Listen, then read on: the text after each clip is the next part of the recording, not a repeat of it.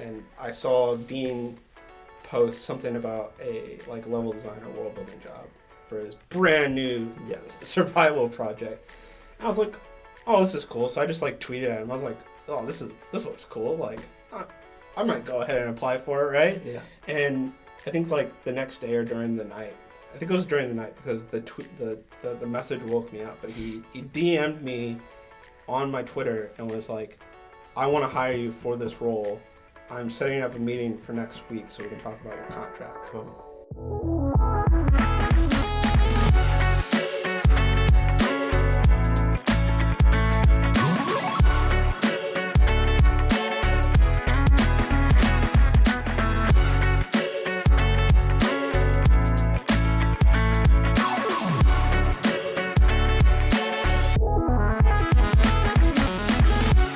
All right, thanks for joining me, Austin.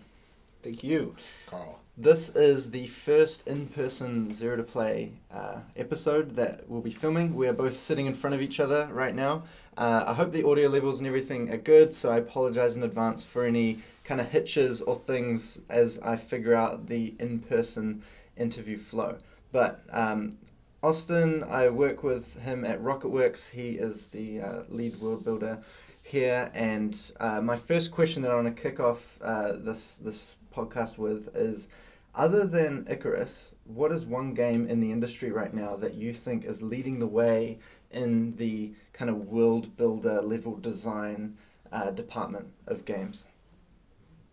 Well, I think you would have to look no further than some of the games that we did in research in the beginning when Icarus was in prototype. So me and Sam played a lot of games like Red Dead Redemption 2, The Hunt Showdown. These were a lot of games that we spent a lot of time playing with each other. And I think specifically just Red Dead Redemption 2, just because of the bar that they set for, world building in game. And not just world building, but the tech art that goes along with the level design set space. So like games like that definitely were on the list of what kind of inspired how we made some of the levels for Icarus.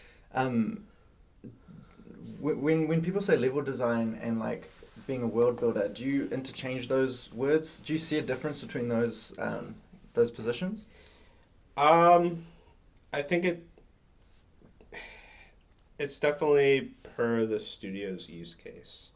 So I think here at Rocketworks, I think world builder is more of a standalone position that gets involved with level design, whereas I think some other studios they're probably interchangeable. So it just depends on like the project and the studio's needs, I would say. Yeah, totally. I'll just throw it out now. You're hiring for a world builder for Icarus. I think I've seen the word level design in the like job application. Is there any more detail you can give on that role as to what that would entail? So just to quickly go over, we're world building department's now more a part of the design department. So we're actively getting more involved with the level design, even though world building was more of a standalone thing. Now it's starting to head towards more of the level design. So we are looking for applicants that have a bit of level design experience, but more so in general, the application of the role for world builder at Rocketworks, we're really trying to push hard for it to be more of a platform role. And what I mean by that is we don't want people looking at the position and the job requirements and looking at it like it's just an entry-level role. We've taken the role, and we actually have proof of this based off people that have been in the role that are graduates, and we've trained them, and they've gone on to do bigger and better things. And we want that to be something that graduates can look forward to, in the sense that it's not just an entry-level role where there's no growth. Like, we want to be able to show to them, and we have proof of it now, that there is room for growth and there is bigger and better things that you could do, and not just stay stagnant in some of these positions that are like entry-level at some other studios. Yeah, so I've heard that term a little bit, but maybe you can elaborate on it. Like a platform role. Like what does that mean? I think it means that as a graduate or somebody that's never done game development before can step into a role and seek mentorship and guidance on how to get to the next platform. Gotcha. If that makes sense. Right. I misunderstood it as like platform as in like PC or like Unreal, like an Unreal level design role, like based on the game engine. I think these are just terms that Okay, makes sense now. we kind of use interchangeably. Yeah. Okay. So Yeah. Icarus is developed on Unreal, and I feel like you have a very good understanding of Unreal as an engine. And going back to Red Dead, do you know what Red Dead is developed on? It's in-house engine, right? Yeah, it's From Rockstar's Rockstar. proprietary engine. Okay, yeah. So talking about Unreal, which is what Icarus is used, I feel like Unreal's the leading, not open source engine, but free engine, I guess. Oh yeah. For world builders, like the kind of technology that they have on offer, compared to other game engines, is probably leading in the industry. Would you agree with that? Yeah, and I think we should start off with not just Unreal Engine. I think Unity has done a good job too. Okay. I think the part where Unity lacks in terms of world building and learning how the engine works is Unreal's, learning space and their marketplace. So when you open up Unreal for the first time, that EULA that you agree to allows you to sign up for Quixel. Mm-hmm. Quixel is a library of 3D assets and 3D textures that you can use their whole entire library for free. For free in commercial products? Yes. Wow. And commercial products. So this means not only one, do you have a whole bunch of learning tutorials you can use from their learning portal, but you also have, I would say, an unlimited source of assets that you can use interchangeably inside the engine. So if you are wanting to learn how Unreal Engine works and you need assets to work with, I don't believe that you have an excuse anymore. Maybe back in the day when Unreal was 4.13 and they were still ironing out the kinks and the marketplace was still small, their asset marketplace, maybe it was a little bit more difficult back then, but there's just an unlimited amount of resources now. If you want to, you can.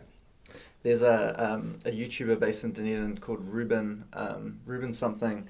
I can't remember his full handle, but I believe I know who you're talking about. Yeah, so he's done videos where it's I built Call of Duty in 24 hours, or I built GTA in I love his 24 videos. hours. It's great videos, and it uses assets on the store. Yeah. It's entertaining, and it's great YouTube content, I feel. And that's a cool thing that I've seen when it's come to game development being more impactful from in a social media space, just because games take so long to develop. That was a cool thing to see the innovation of using pack assets to just show development. Another person I want to shout out real quick. I don't think we've officially met in person, or I think we have, but we haven't really sat down and talked to each other before. But her name's Paige Wilson. Mm-hmm. I think you from Wanderer. Yes, from Wanderer.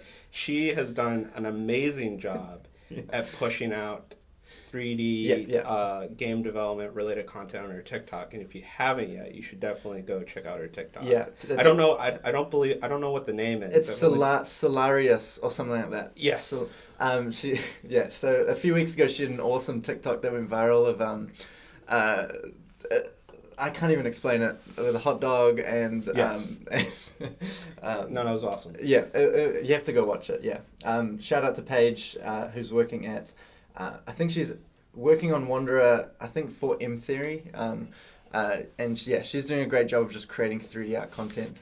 See, speaking of M Theory, when I first arrived in New Zealand, it's a short story. Yeah. Tell me. When I first arrived in New Zealand, I had really no clue of the game development space that New Zealand had to offer. I knew of GDG, I knew of PoE, I knew a little bit of Ashen. I didn't even know what the studio was called when I first arrived. And when I got to Auckland with Francis, who is another coworker of mine who I live with here in Auckland, I was walking around Auckland, and all of a sudden I walk by a building, and there's a whole bunch of computers, and I see some game related stuff going on.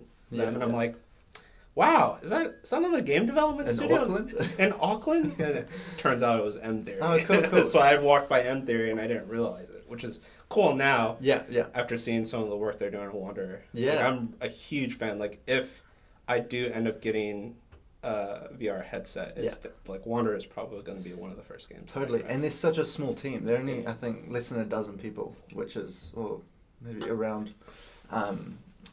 James Dean, who helps out with audio, also contracts to help them out with the audio on Wanderer. So it's cool how the Auckland game dev communities all kind of linked in some way. You mentioned your like arriving in Auckland, which I want to get into about like how you got into game dev and how you got into Rocketworks and that kind of like circle. But I just want to finish on one question. We were talking about Unreal earlier.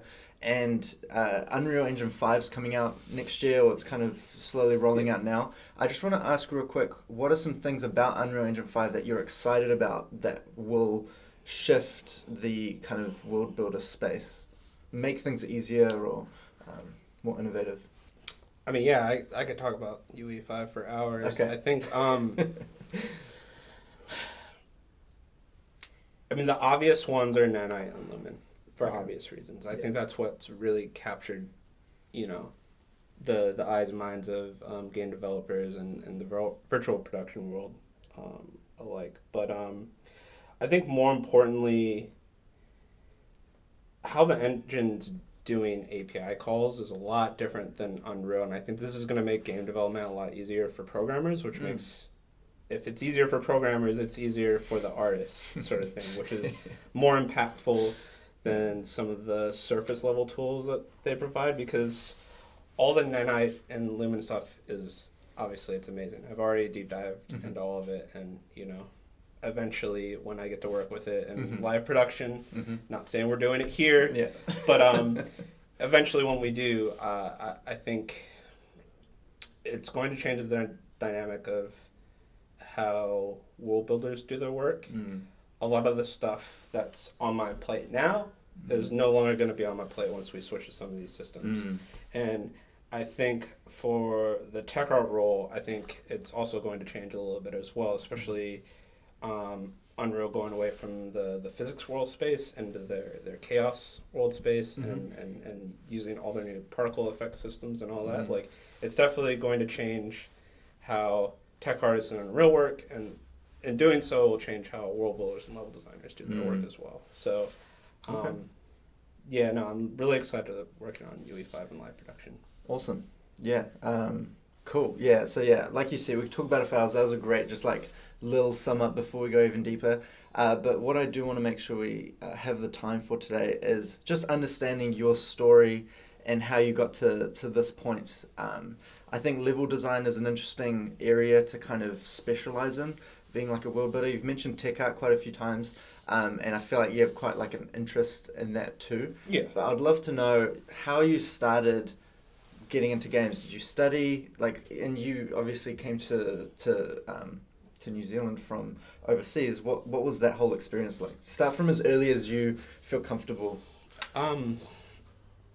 Yeah, no,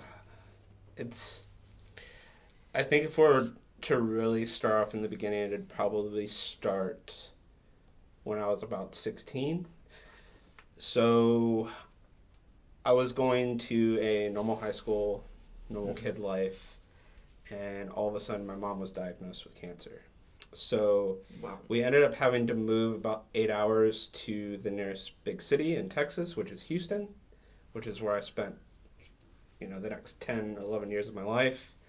You know, she did the whole surgery, the chemo treatments, the radiation treatments, and all of that. She ended up surviving it. She's in remission now, which is great. But I think during that whole entire time period, which is about 4 to 5 years, I ended up being homeschooled, and doing so, I ended up going on a path where instead of actually doing any of the work, I ended up spending a lot of time playing video games. And not only just playing video games, but being on the laptop, which is where I spent a lot of my time learning how to like code a bit in PHP and HTML. And I mean, these were like the days of like where MySpace was huge. And you needed to learn how to write in HTML so you could do a really cool page on your MySpace sort of thing.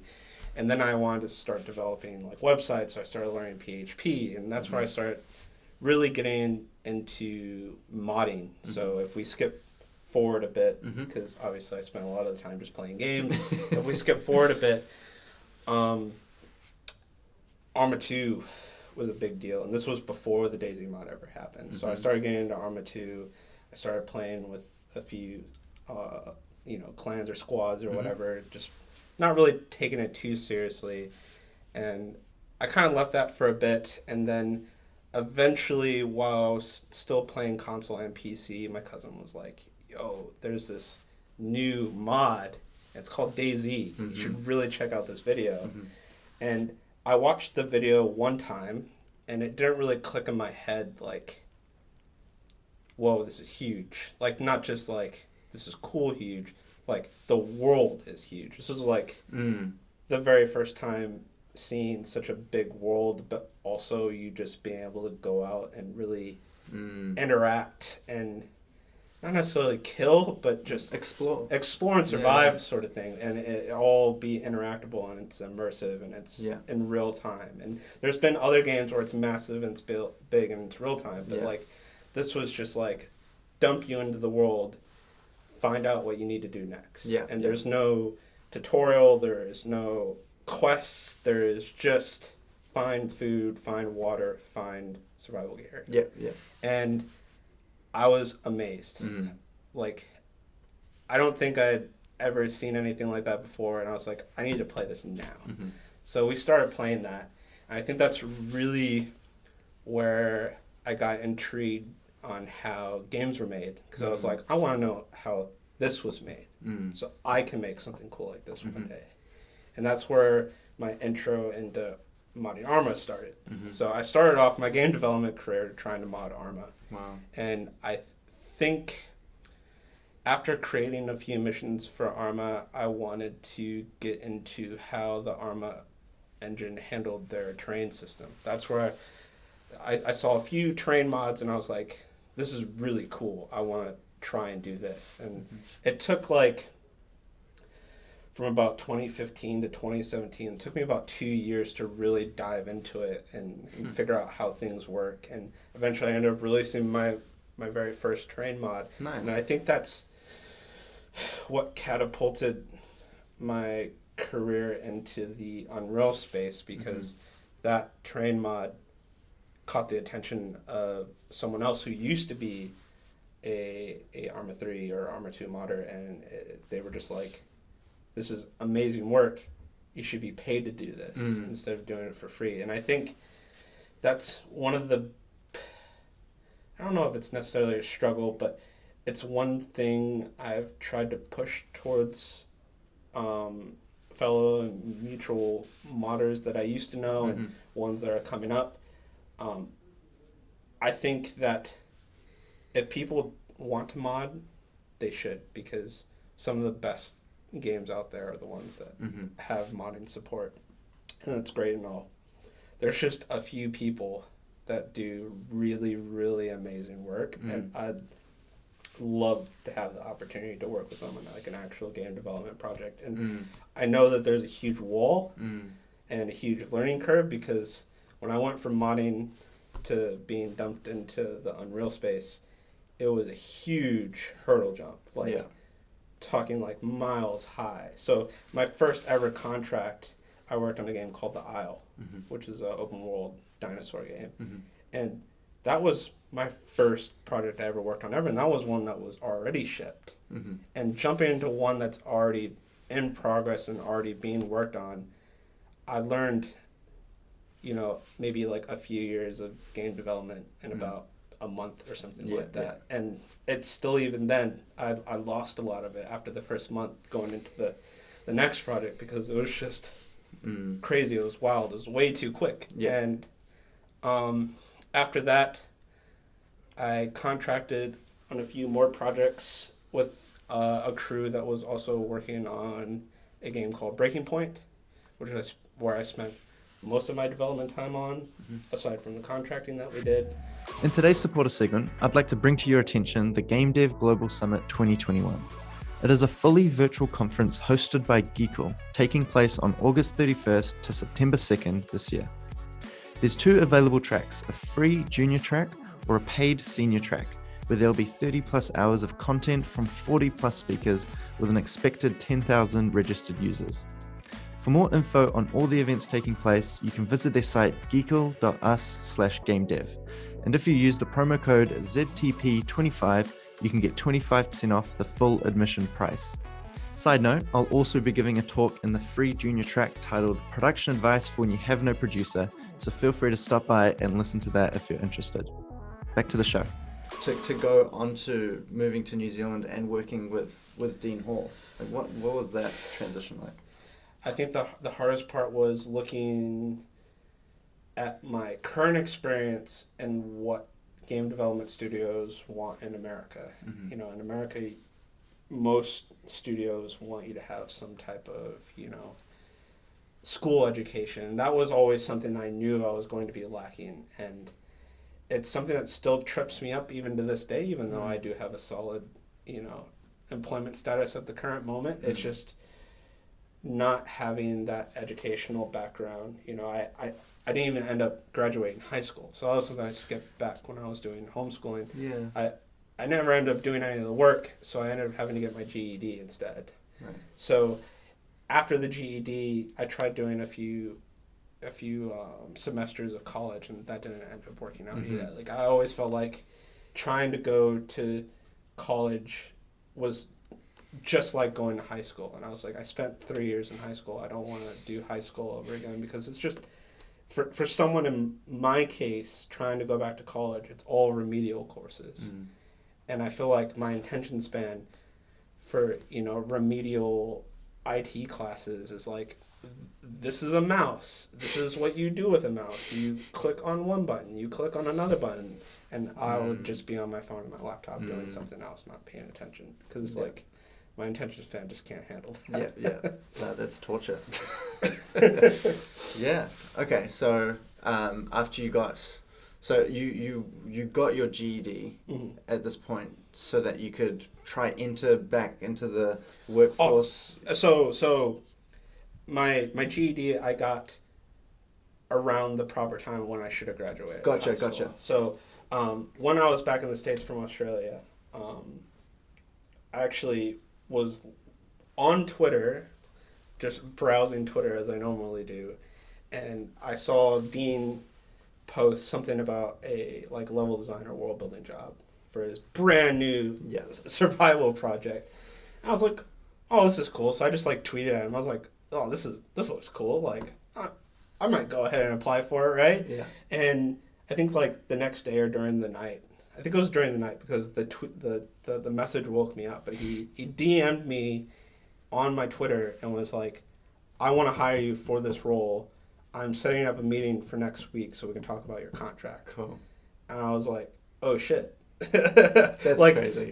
This is absolutely crazy, because this goes back to all the years that I spent, modding ARMA, fanboying about DayZ and playing the DayZ standalone and all that. Wow. And I was like, this is crazy. Yeah. I was probably about a week away from stepping away from game development before that tweet, because it wasn't just because I couldn't find another project. It was, I knew I lacked the discipline to do a project on my own, and I knew I wasn't going to get hired at a larger studio. Yeah. It just, at that point in my life, I was about to turn towards getting a normal 9-to-5 job. And Dean sends me that DM. That's nice. And I was like, wow, I'm going to have to go, because I was staying at my aunt's house at that time, and my aunt was expecting me to have found a job the next week. And I was like, I think I'm going to New Zealand. And that conversation was just hilarious, because of course she flat out did not believe me at all. Yeah. And even after I showed her the emails, me and Steven talking, and the actual DM from Dean, my family, aside from my cousin who knows what DayZ, he was thrilled, because he knew what it meant. Yeah. He knew who Dean Hall was. He knew what DayZ was for us. But I love my aunt and my uncle, but they're boomers. Yeah. To a boomer, you're not going to know what DayZ and Dean Hall is, even if Wikipedia tells you. So I guess they were more concerned because they knew the startup struggles that I went through out in Australia, and they just didn't want me to go through that again. And as soon as they heard New Zealand, it's sort of the same space, right, in terms of where you're at in the world. Foreign country. And they were just like, we're really worried for you. Like, we just want you to have a solid job, and stable income, make sure that you're okay. And eventually, back and forth.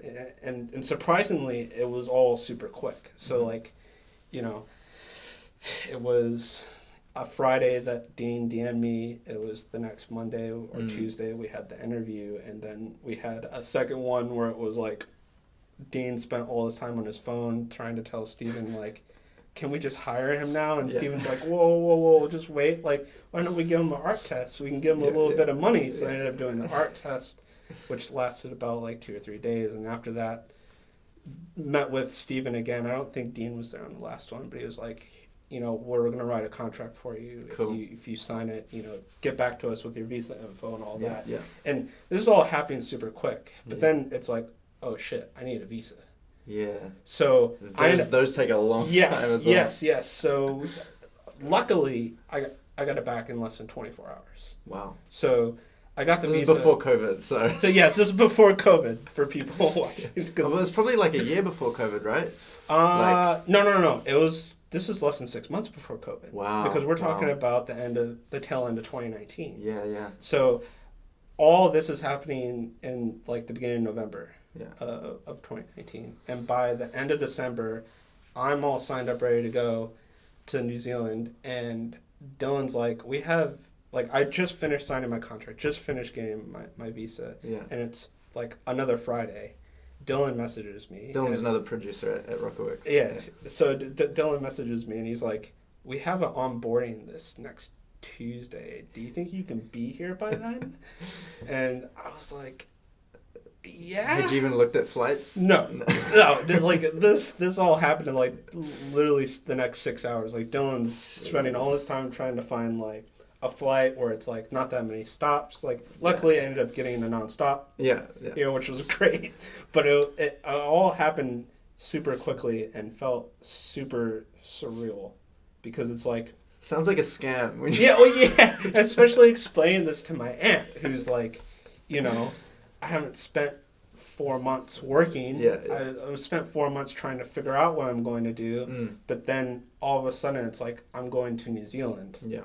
It's like, it's so hard to explain the actual events that are happening at the time. I think that speaks. I want to shine a light on Twitter and how powerful that is as a platform to just have a direct contact with, when people need support and just you reaching out and saying that you're interested, like as much of a joke as that could have been, or you probably didn't even put all the thought into it, the fact that you just sent out that message was all that you needed to like get the job back. And I think that there's so many opportunities like that in the world right now that people wanting to find work and things can just look at Twitter and feel comfortable reaching out to people because you never know. So you've been at Rocketworks for over a year and a half now, developing Icarus.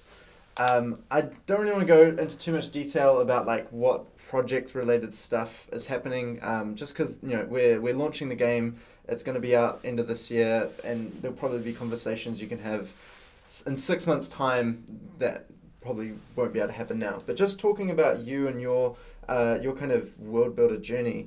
I'd love to know, what is it about world building that you are so passionate about? Like if someone was listening and wasn't sure what they liked about games, how could you explain your passion for it that they might be able to relate with? Well, one I want to start with is for people that want to do level design and world building.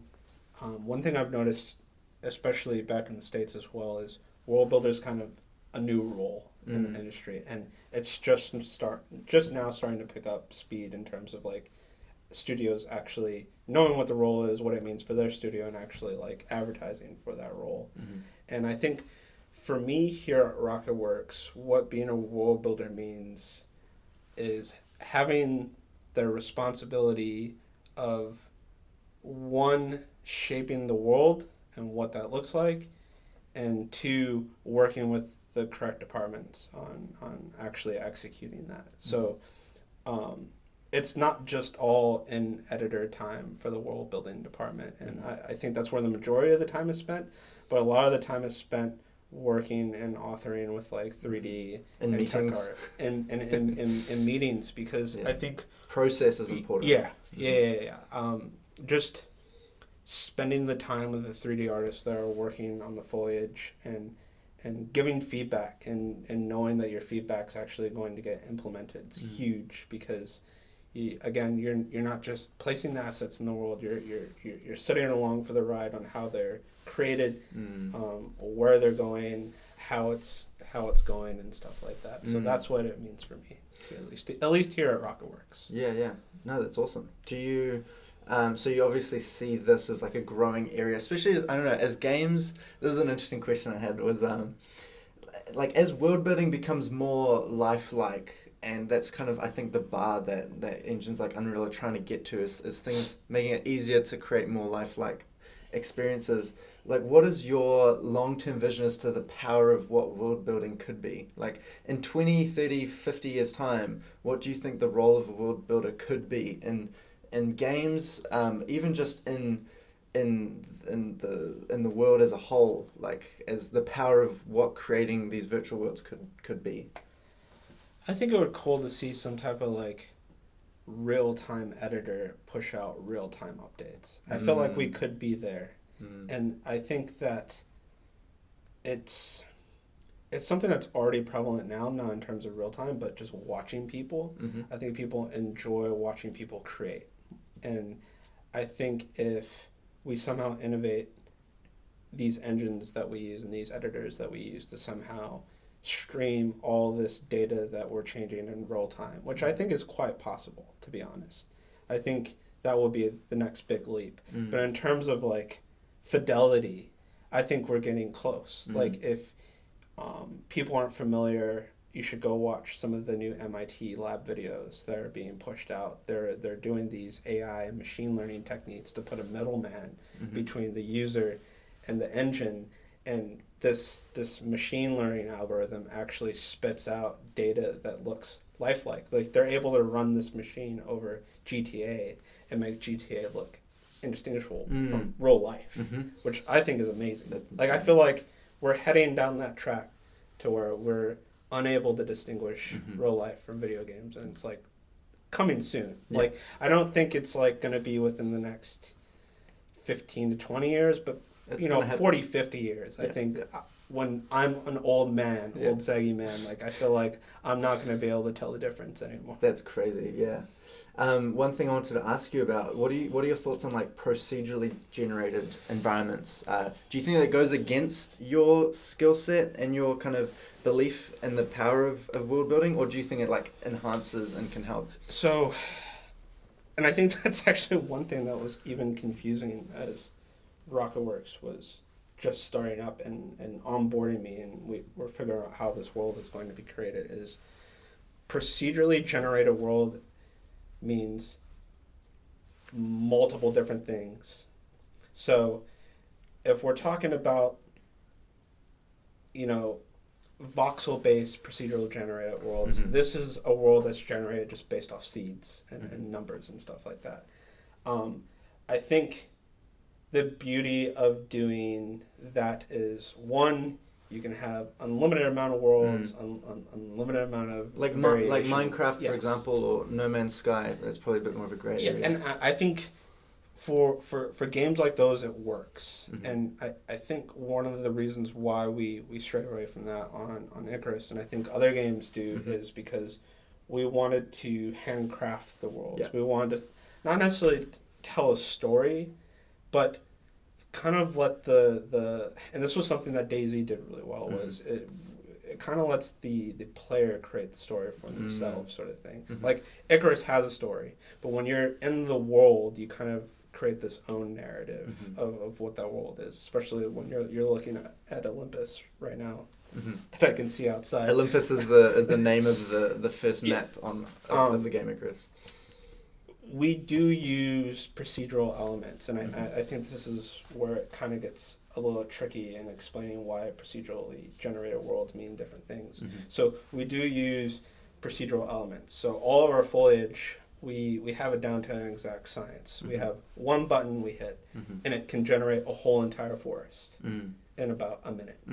And creating procedural elements, I think, is really good, especially for large worlds, because you're not going to be able to paint every single blade of grass. You're not going to be able to paint every single rock. And I think stuff like that's very, very useful and necessary for generating large worlds. And I think that as Unreal progresses, that system will only get, better in layman's terms. But I think they're both equally as important, and I think it will only get bigger and better as time goes on. Yeah, and Red Dead Redemption 2 is all.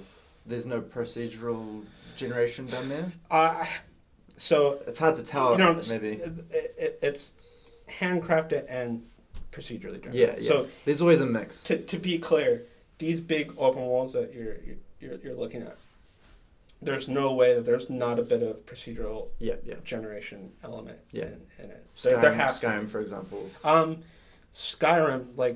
Skyrim's probably one of the last big ones, and I still even think then that there's a bit of proceduralness to it, but the big worlds you see now, it's definitely more prevalent. Yeah. Wow.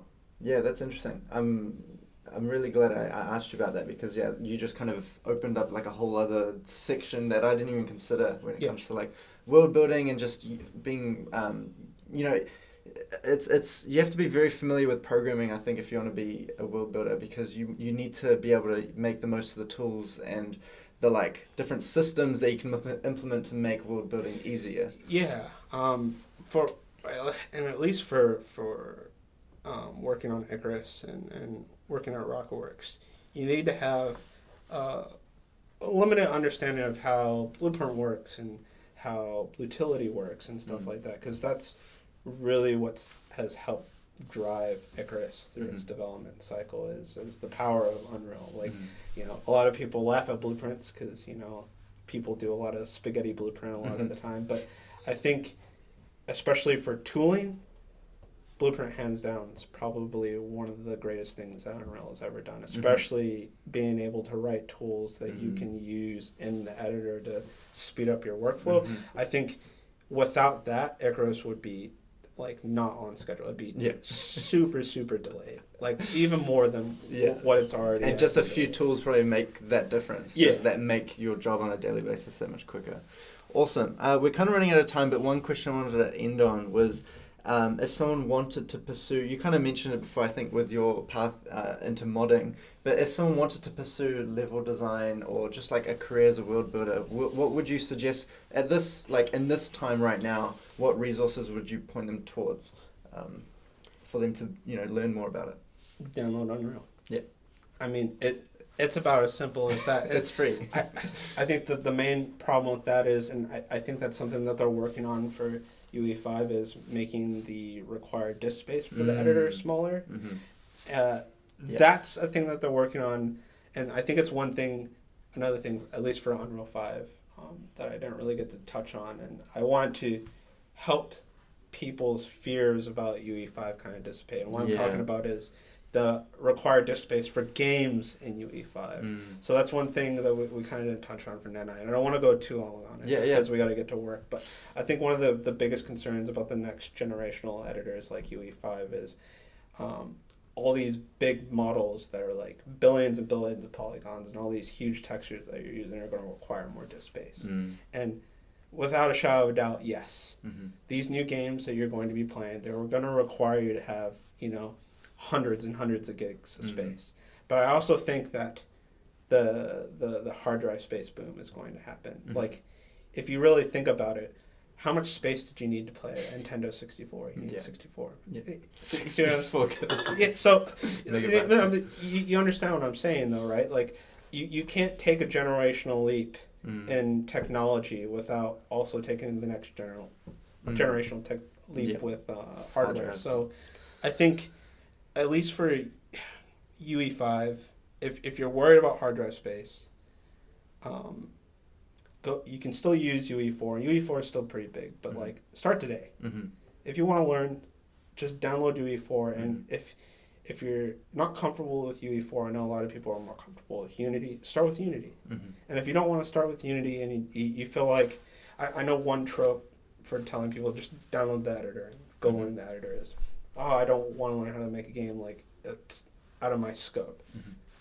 Go learn how to mod a game. Yeah. Like there's openly available modding SDKs for a whole bunch of games that you probably love and enjoy, that you can do that first and try to get somewhat of an understanding on how assets are put in the game. And that's one thing modding teaches you really quickly that you don't necessarily get even in like, for example, going to like uni here for doing game development, is you kind of get a full wide spectrum of like how assets work and specific engines and stuff like that. So I think that's my best advice, especially Unreal, just like we had touched on earlier, all the resources that they have, like it's really unlimited. So it's kind of just like up to you and how far you want to take the learning curve with. But I think the follow-up from that, I don't even know if it's like a question that you are going to have or not, and it's what's after that. Like you're going to continuously learn through your whole entire career. Like I'm learning something new every day.